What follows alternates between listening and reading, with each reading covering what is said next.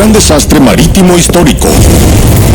Y el hombre que sobrevivió a él Era un jugador de tenis. Lo último que querría era perder sus piernas. algo absurdo salva la vida de los soldados. Esta era la solución a un problema mortal. Y un escandaloso plan para hacer volar la luna. Su meta era crear una nube de hongo que se viera desde la Tierra. Estos son los misterios en el museo.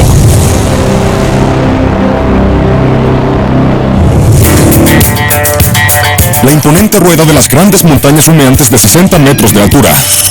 El enorme castillo Magic Crest. Y la meca de la música country, Dollywood, creada por la legendaria Dolly Parton. Se pueden encontrar en Pigeon Forge, Tennessee. Pero ninguno de ellos está a la altura de esta vista colosal. Titanic, la atracción y museo más grande del mundo. El museo, construido como una réplica a media escala del barco siniestrado, contiene una colección de más de 400 artículos rescatados del naufragio del infame barco, incluido un violín usado por uno de los músicos del Titanic y un trozo de la alfombra del barco.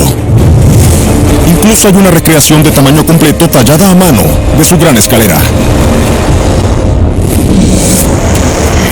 Pero entre estos artículos icónicos hay un objeto de cruda simplicidad. Este artefacto mide medio metro de largo y 30 centímetros de ancho. Está hecho de tela y es de color grisáceo. Este es un chaleco salvavidas original del Titanic. Y recuerda a un héroe poco conocido que se vio envuelto en uno de los mayores desastres de todos sus tiempos. Esta es una historia de resistencia, coraje y determinación.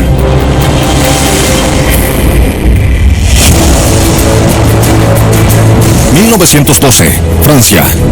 El estadounidense de 21 años, Dick Williams, era una estrella del tenis en ascenso. Había dejado su huella en el círculo europeo y ahora tenía los ojos puestos en ganar la prestigiosa competencia nacional en Filadelfia. El futuro era increíblemente brillante para Dick Williams. Era un joven decidido y tenía el mundo a sus pies. Para hacer el viaje a Estados Unidos, Williams reservó una cabina en primera clase en un nuevo y espectacular transatlántico. Uno que era más grande y lujoso que cualquier otro barco en el mundo. El RMS Titanic. El Titanic tenía 269 metros de largo. Se elevaba a 17 niveles de altura, lo que lo calificaría como un rascacielos, y se suponía que era insumergible. El 10 de abril, el barco zarpó del puerto inglés de Southampton. A bordo iban más de 2.000 pasajeros y tripulantes. Durante 4 días, el viaje por el Atlántico Norte transcurrió sin problemas. Pero entonces, el 14 de abril, a las 11:40 de la noche, el Titanic chocó contra un iceberg.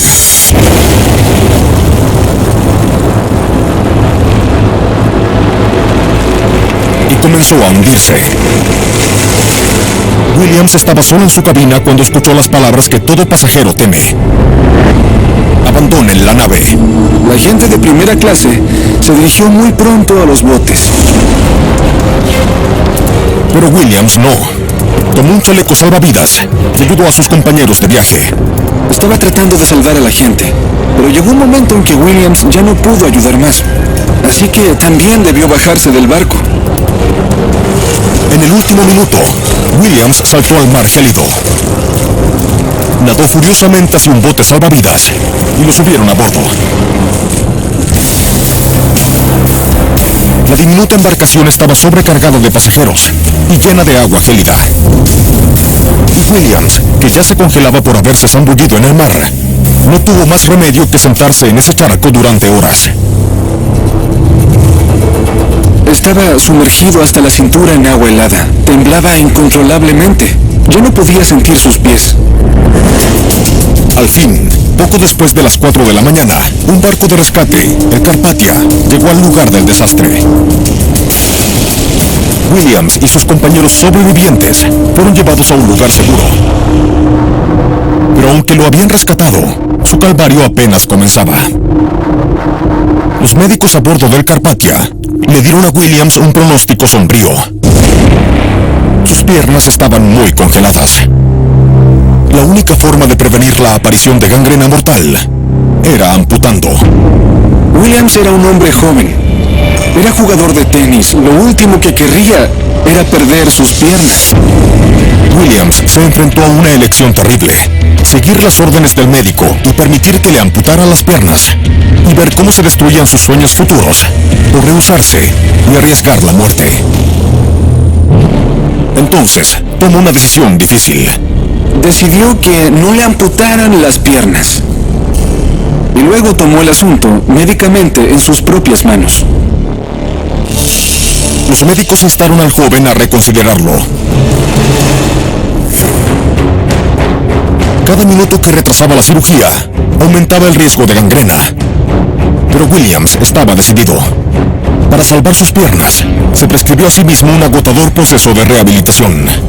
Entonces lo que hizo fue caminar alrededor de la nave para mantenerse activo. Williams esperaba aumentar su circulación lo suficiente como para evitar la gangrena.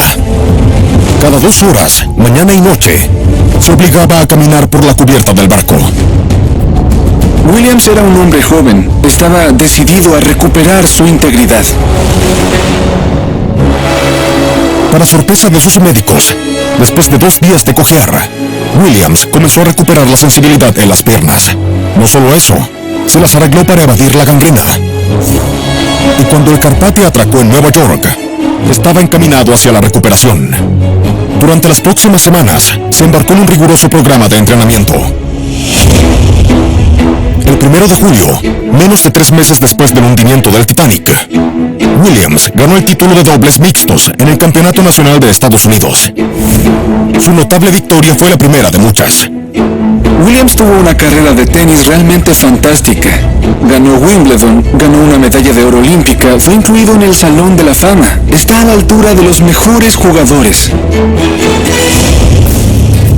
Hoy, un chaleco salvavidas, como el que usó Williams, se exhibe en Titanic, la atracción y museo más grande del mundo en Tennessee. Nos recuerda a una estrella del tenis insumergible que se negó a rendirse ante el desastre. Cooperstown, Nueva York, es mejor conocido como el hogar del Salón Nacional de la Fama del Béisbol. Cada mes de julio, miles de visitantes vienen a ver cómo las leyendas más grandes del deporte ingresan a este salón de honor. Y en las afueras de la ciudad, hay una institución que honra a un hombre por un tipo de logro muy diferente: el Museo de Arte Fenimore.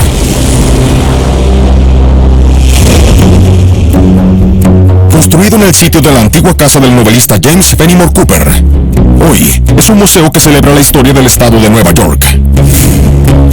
La colección incluye un traje que perteneció al autor del siglo XIX, una tabla para pasteles utilizada por panaderos en la década de 1820 y un peine de hueso del siglo XVII, tallado por indios Seneca.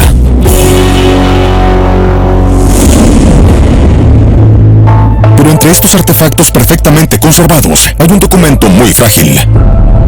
Mide 24 centímetros de alto por 15 de ancho. Está hecho de papel fino que se siente frágil al tacto. El objeto está amarillento, pero el texto aún es legible. Este folleto recuerda el misterio de un asesinato de alto perfil que sorprendió a toda una ciudad. Esta es la historia de un crimen extraño, un detective decidido y la búsqueda de un asesino suelto.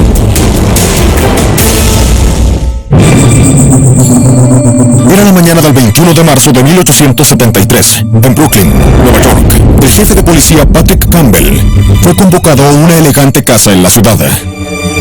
Ahí, en el sótano, estaba el cuerpo del dueño del edificio. Un adinerado viudo de 41 años, llamado Charles Goodrich. El hermano de la víctima, que también estaba en el lugar, le dijo a la policía que Charles Goodrich era un respetado hombre de negocios. Era comerciante de madera y de bienes raíces. Mientras Campbell estudiaba la escena del crimen, lo primero que notó fue una pistola junto al cuerpo de Goodrich. Parecía un caso clásico de suicidio. Pero tras una inspección más cercana, Campbell encontró otra pista. Había 3 heridas de bala en la cabeza de Goodrich. Este descubrimiento inmediatamente descartó el suicidio Y luego Campbell se enteró por el hermano de Goodrich que a la víctima le faltaban varias de sus pertenencias. Su reloj, su cartera y su anillo no se encontraban por ningún lado. Debido a las joyas y el dinero en efectivo perdidos, así como las heridas de bala, esto parecía un robo fallido.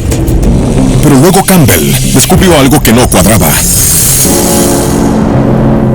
Aparte del sitio de sus heridas, no había sangre en ninguna parte. De hecho, parecía que después de su muerte, alguien lavó la cara de la víctima, peinó su cabello y lo vistió con una camisa limpia. Para Campbell, el descubrimiento dejaba pocas dudas. Este crimen no era un robo que salió mal, sino un asesinato premeditado. ¿Qué ladrón pasaría tanto tiempo no solo limpiando el desastre en el lugar, sino que preparando amorosamente el cuerpo? Campbell entrevistó a la familia y a los amigos de la víctima, pero no pudo encontrar a nadie que tuviera motivos para querer la muerte de Goodrich. Campbell estaba bloqueado. Había entrevistado a muchos sospechosos y no tenía pistas. Estaba frustrado. Entonces, la noticia de la investigación llegó a la prensa. Y a medida que crecía la fascinación del público, aumentó la presión para resolver el caso de alto perfil. La ciudad entera estaba fascinada por la dramática y sórdida muerte de uno de los miembros de la élite de Brooklyn. La gente se dedicaba a discutir sus propias teorías sobre el caso de alto perfil. Cuando Campbell entrevistó a la familia y a los conocidos de Goodrich, obtuvo una noción clave sobre el carácter del hombre. Charles Goodrich, al parecer, era conocido por tener un don con las mujeres. Charles Goodrich era viudo y sus vecinos habían visto a varias damas entrando y saliendo de su casa. Parecía ser muy popular entre las señoras. Y una mujer en particular fue objeto de sus afectos. Su nombre era Kate Stoddard. Kate Stoddard era una mujer atractiva, tenía unos 23 años y era fabricante de sombreros de paja, pero solo se sabía eso sobre ella. Cuando Campbell rastreó a Stoddard y buscó en su apartamento, encontró el anillo, la cartera y el reloj del hombre muerto. Y eso no era todo. También encontró un revólver con 3 cámaras vacías. Una vez que toda esta evidencia irrefutable salió a la luz, se hizo evidente que la mujer era la asesina de Charles Goodrich. Stoddard fue arrestada. En custodia, ella confesó el asesinato y explicó que después de un breve noviazgo, ella y Goodrich se casaron en secreto. Pero poco después de las nupcias, Goodrich reveló que estaba enamorado de otra mujer. Estaba destrozada porque su amor la traicionó así y lo asesinó en un crimen pasional. En cuanto a por qué lavó la cara de Goodrich y lo vistió con una camisa limpia, parece que sintió remordimiento por matarlo. Eso fue macabro, como un funeral simulado, un trabajo fúnebre improvisado. Cuando se difundió la noticia de la confesión de Stoddard, creó una sensación. El asesinato fue llamado el crimen de la década. Con el público hambriento de información, los periódicos locales contaron la sórdida historia en panfletos sobre el crimen real, uno de los cuales se exhibe en el Museo de Arte Fenimore. La gente estaba ansiosa por tener la historia real de Kate Stoddard. El 12 de julio, un juez internó a Stoddard en un manicomio en Auburn, Nueva York, donde viviría el resto de sus días. Campbell había hecho su trabajo. La asesina de Charles Goodrich nunca volvería a matar. Hoy, uno de los panfletos que detallan el caso Goodrich está en exhibición en el Museo de Arte Fenimore, en Cooperstown, Nueva York. Recuerda un homicidio de la alta sociedad, plagado de escándalo, pasión y misterio. Albuquerque, Nuevo México, es famosa por su fiesta anual de globos. Cada octubre, más de 600 globos aerostáticos surcan los cielos, en el evento más grande de este tipo en el mundo. Pero en las afueras de la ciudad, hay una institución que rinde homenaje a un aspecto muy diferente del patrimonio de la región: el Museo Nacional de Ciencia e Historia Nuclear. En exhibición, hay un conjunto de miras de orientación utilizadas a bordo de un avión militar durante la Segunda Guerra Mundial. Una placa de matrícula carbonizada encontrada en Nagasaki después de que lanzaran la bomba atómica ahí. y un modelo del primer barco mercante a propulsión nuclear del mundo. Pero un artículo es tan grande que debe almacenarse afuera. Mide unos 20 metros de alto y 2 metros de ancho. Ha estado inactivo en este campo durante años, por lo que, aunque una vez fue una bañera de acero duro, con pintura blanca polida, ahora está desgastada y roída considerablemente. Este es un misil balístico intercontinental Thor, que fue parte de una trama extraordinaria, realmente fuera de este mundo. Este es el relato de uno de los proyectos más escandalosos en la historia nuclear de los Estados Unidos. 4 de octubre de 1957. La Unión Soviética impactó al mundo al poner en órbita el primer satélite artificial, el Sputnik. Como consecuencia, Estados Unidos quedó claramente consternado. Si los científicos soviéticos tenían la capacidad de poner un satélite en órbita, ¿qué avances pudieron haber hecho también en la tecnología de armas? Lo del Sputnik fue totalmente aterrador y el ejército estadounidense debió tomarlo en serio.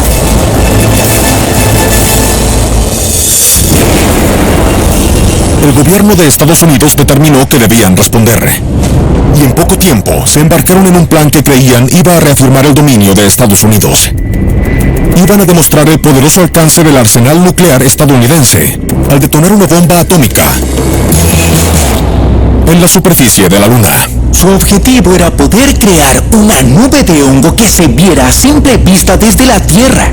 Pero no había conocimiento científico o técnico preexistente sobre la manera de lograr hacer algo como esto.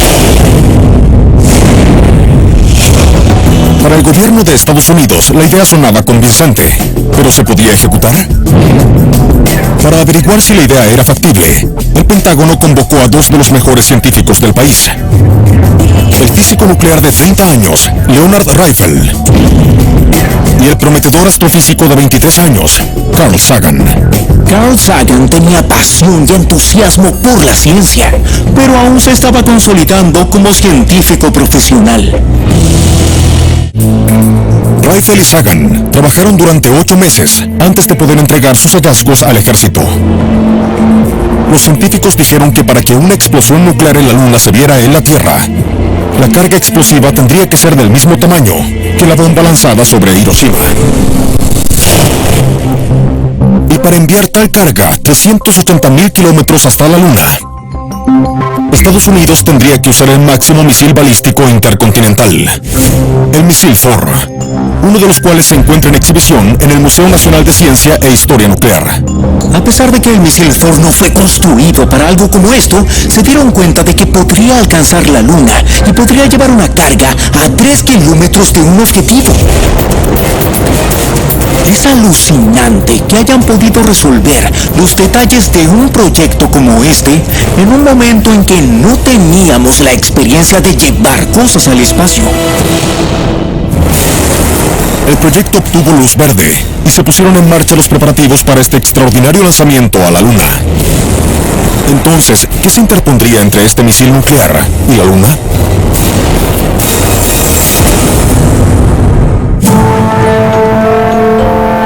Mientras se llevaban a cabo los preparativos para el lanzamiento, Leonard Riefel y Carl Sagan se convirtieron en sus mayores críticos. Aunque habían descubierto un modo de hacerlo, también vieron que casi con certeza no debían. Los científicos afirmaron que detonar una bomba nuclear en la Luna tendría consecuencias devastadoras.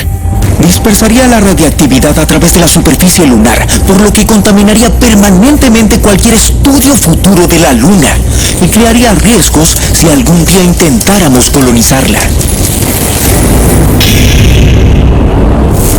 Peor aún, los desechos radiactivos podrían caer sobre la Tierra, poniendo en riesgo a millones de vidas.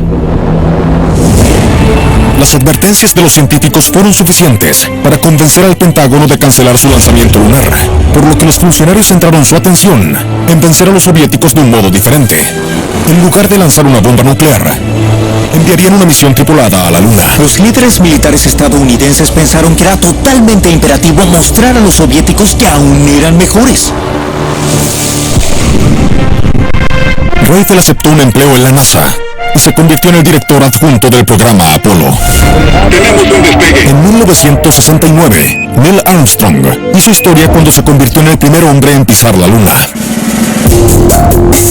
La hazaña estableció a Estados Unidos como la potencia dominante en el espacio, una victoria decisiva en la Guerra Fría. En cuanto a Carl Sagan, continuó teniendo una brillante carrera como científico, autor de bestsellers y presentador de televisión, y fue considerado como el principal experto en el espacio de Estados Unidos. Hoy, este misil Thor se encuentra en el exterior del Museo Nacional de Historia y Ciencia Nuclear, en Albuquerque, Nuevo México. Nos recuerda un equivocado lanzamiento a la Luna, que por suerte nunca despegó.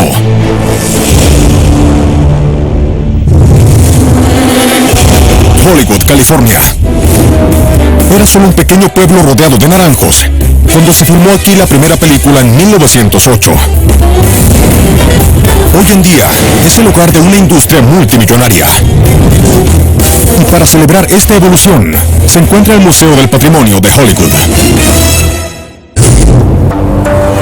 Este tesoro oculto de recuerdos de la cinematografía incluye la cámara Technicolor utilizada para filmar Lo que el viento se llevó en 1939, un visor de películas con manivela de la década de 1920 y una recreación de la oficina utilizada por el legendario cineasta Cecil B. DeMille.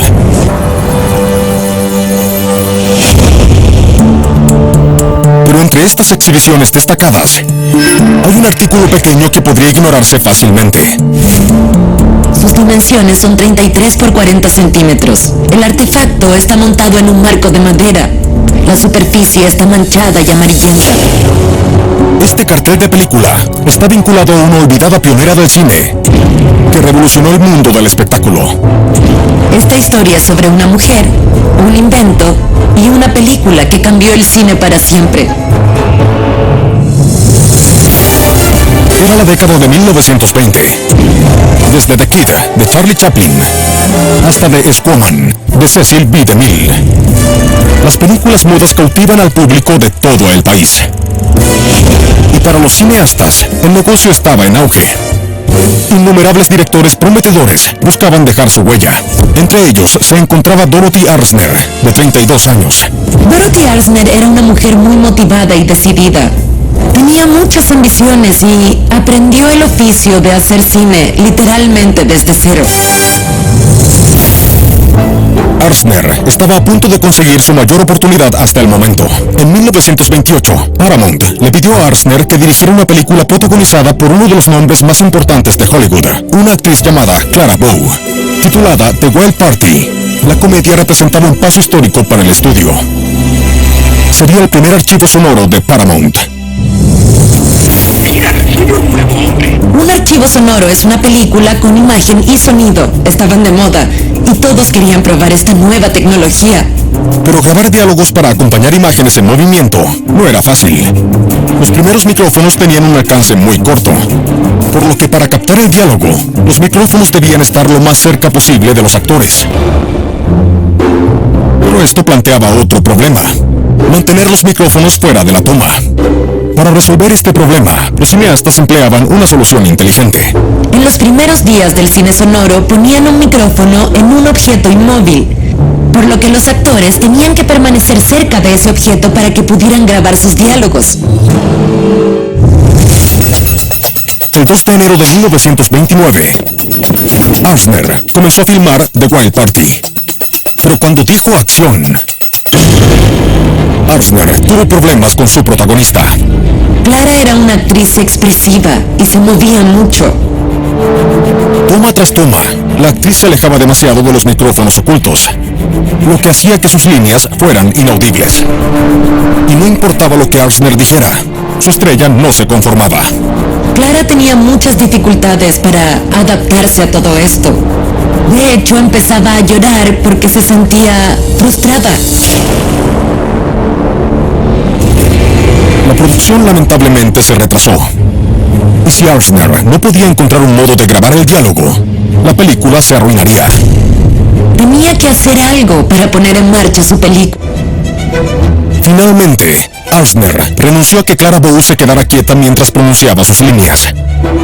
En cambio, tomó una decisión que revolucionaría el negocio del cine.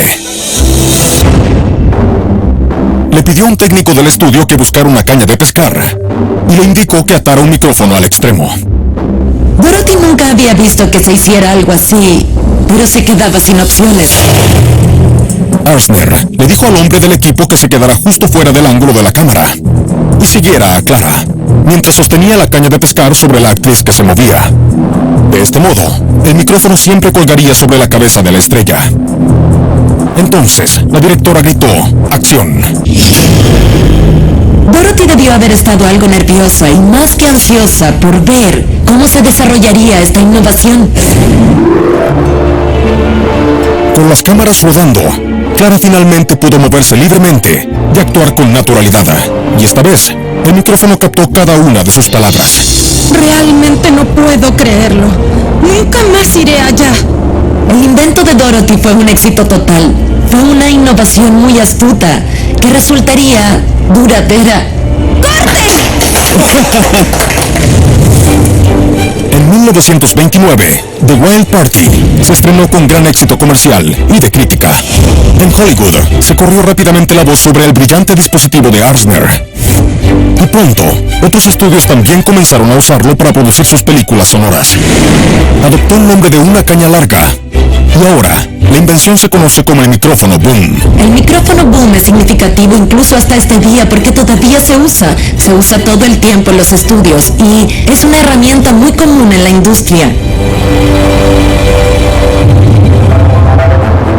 Arzner continuó dirigiendo películas protagonizadas por estrellas como Katharine Hepburn y Joan Crawford, e hizo historia cuando se convirtió en la primera mujer miembro del sindicato de directores de Estados Unidos. Dorothy Arzner se hizo conocida por su tranquila creatividad y rapidez de pensamiento bajo presión, y dirigió más películas para el sistema de estudios de Hollywood que ninguna mujer en ese tiempo.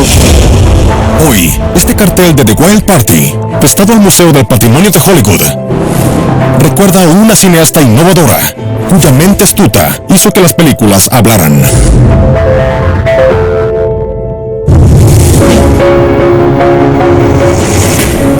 Ámsterdam. Esta ciudad holandesa está atravesada por más de 160 pintorescos canales y cursos de agua. Una distinción que le ha valido el apodo de Venecia del Norte. Y a orillas del río Amstel se encuentra una de las instituciones más prestigiosas de la ciudad, el Hermitage Amsterdam. Esta sucursal del famoso Museo Ruso exhibe más de 2.000 raros objetos europeos, incluyendo un rifle de caza Flintlock de 1790, un escritorio del siglo XVIII y un busto de mármol del filósofo francés Voltaire. Pero el elemento más impresionante en exhibición domina todo el resto. El artefacto mide 3 por 2 metros y medio. Es una pintura al óleo sobre lienzo y muestra a una mujer con un bello vestido formal. La figura seductora que se muestra en este retrato logró una de las tomas de poder más famosas en la historia europea. Esta es una historia de valentía, audacia y sacrificio por la patria. Era 1762, en San Petersburgo, Rusia. Sofía Federica Augusta, de 33 años, era la esposa del zar, Pedro III. Inteligente y compasiva, la joven zarina se preocupaba profundamente por su país. Es muy carismática y es alguien en quien las personas que la rodean creen y escuchan. Pero a pesar de su elevada posición, la joven noble era miserable. Sofía estaba atrapada en un matrimonio sin amor y se veía obligada a soportar las aventuras amorosas de su marido. Pedro no era precisamente un esposo ejemplar. Tenía muchas amantes y eso era increíblemente humillante. Pero las infidelidades de su marido no era lo peor. Durante meses, observó con horror cómo el comportamiento de Pedro se volvía más errático, a menudo a expensas del propio país. Aumentó los impuestos y lanzó una impopular guerra contra Dinamarca. No creía en su esposo. No creía que fuera un buen gobernante. Ella pensaba que Pedro en realidad llevaba al país al borde del riesgo. A medida que la situación se salía de control, Sofía decidió tomar el asunto en sus propias manos. Derrocaría a su esposo y se apoderaría del trono. Sentía que este era un paso que debía dar para salvar a Rusia. Para ayudar a llevar a cabo el golpe, Sofía contrató los servicios de un oficial militar ruso que simpatizaba con su causa, un hombre llamado Grigori Orlov. Orlov le presentaría a Sofía los generales rusos para pedirles su apoyo. Sin el ejército, no habría tenido el poder para llevar a cabo esto. Era un plan arriesgado. Si los generales se negaban a informar al zar, era probable que Sofía fuera arrestada por traición y ejecutada. Si este golpe no salía bien, sin duda sería su fin. La noche del 28 de junio, el zar Pedro III salió de San Petersburgo en un viaje para ver a su amante. Sofía y Orlov aprovecharon la oportunidad para poner en marcha su plan. La pareja corrió hacia el cuartel del ejército en las afueras de la ciudad. Todo estaba en juego para ella, su vida estaba en juego, no había marcha atrás. Cuando Sofía llegó al cuartel del ejército, dio un discurso conmovedor a los generales reunidos. Ella les dijo que esta guerra impopular en Dinamarca no tenía que continuar, y ella les pidió su apoyo. Ver a la valiente Sofía arriesgarlo todo por lo que creía, inspiró a los generales. Acordaron respaldar a la joven zarina contra su esposo infiel. ¡Sí! Con el pleno apoyo del ejército asegurado, Sofía se vistió con un uniforme militar y se dirigió a detener al zar. Viajó hasta un palacio real fuera de la ciudad y encontró a Pedro con su amante. Sofía lo hizo arrestar y lo obligó a abdicar. Cuando Pedro la vio llegar y le dieron la noticia, se dice que se desmayó en los brazos de su amante.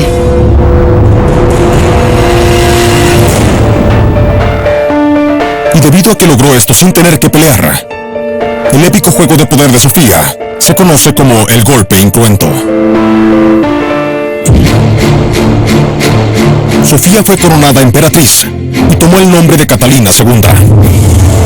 Durante los siguientes 34 años, supervisó un periodo de crecimiento y prosperidad sin precedentes, que se conoce como la Edad de Oro de Rusia. Catalina es una fuerza muy poderosa e influyente. Ella se convirtió en una increíble patrona de escritores, artistas, arquitectos. La monarca pasó a la historia como Catalina la Grande.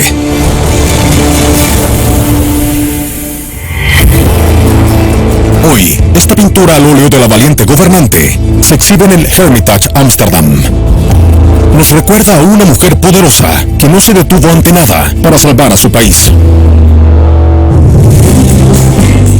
Una galería de juegos antiguos, figuras de G.I. Joe de la década de 1960 y un carrusel antiguo son solo algunos de los artículos que se exhiben en el museo más divertido del país, el Museo Nacional de Juegos de Strong. Ubicado en Rochester, Nueva York, esta institución única alberga casi 500,000 de juguetes y juegos diferentes. Y entre estos amados juguetes del pasado, hay un artículo que nunca ha pasado de moda. Este objeto mide unos 17 centímetros de alto. Está decorado con un diseño colorido y una fuente graciosa, y tiene una tapa de plástico de color neón encima. Este popular artículo de fiestas desempeñó un papel vital en un conflicto bélico. Este artefacto recuerda una solución simple a un problema complejo y mortal.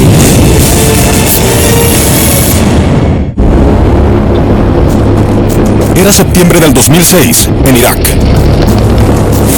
El especialista del ejército de 28 años, Todd Schreiber, acababa de llegar a la ciudad de Ramadi para su primer periodo de servicio.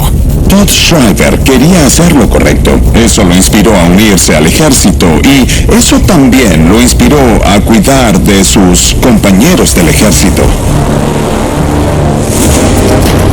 La misión de Shriver era acompañar a los soldados de la Fuerza Naval durante las redadas de seguridad en vecindarios hostiles.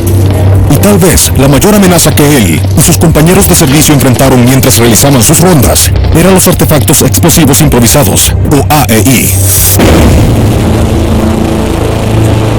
Los AEI fueron un problema mortal para el ejército estadounidense.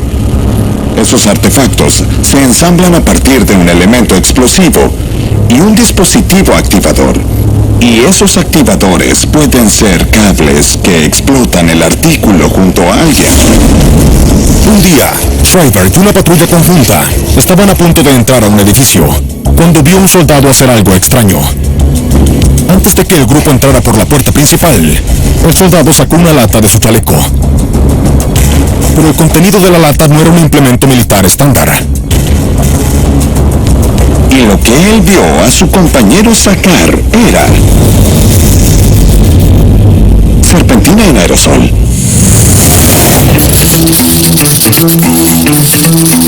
El soldado roció la colorida serpentina espumosa en la habitación, pero en lugar de caer al suelo, la cuerda pareció quedar flotando en el aire.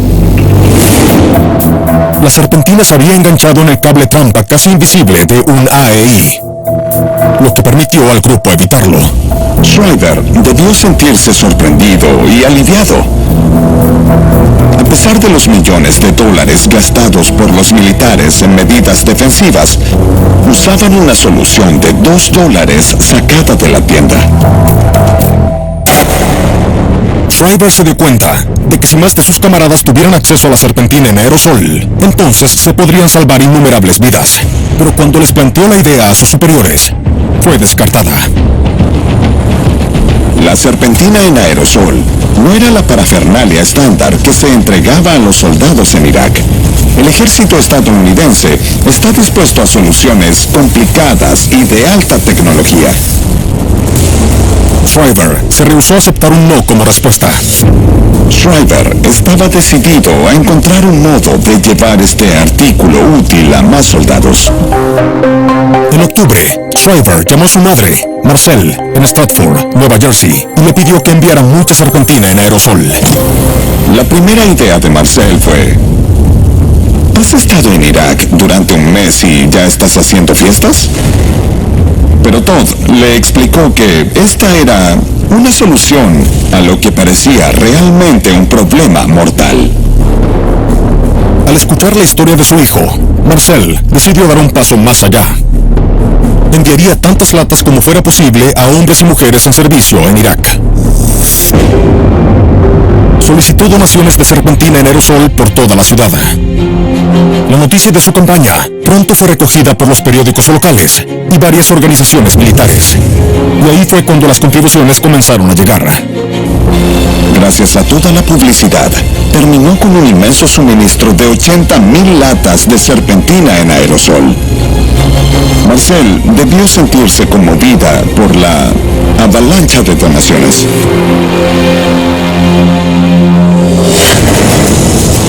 En diciembre, la madre del soldado envió un suministro enorme de serpentina en aerosol a Irak. Innumerables soldados del ejército y de las fuerzas navales ahora podían protegerse mejor gracias a este típico artículo de fiestas. Y las tropas en Irak debieron estar felices de que esa gran cantidad de serpentina en aerosol llegara a sus estaciones. Un simple juguete brindó una de las mayores ayudas a las tropas. Todd Shriver completó con seguridad su periodo de servicio y regresó a casa. Hoy, esta lata de serpentina en aerosol está en exhibición en The Strong, en Rochester, Nueva York. Es un recordatorio de que a veces los problemas más serios pueden tener una solución simple y festiva.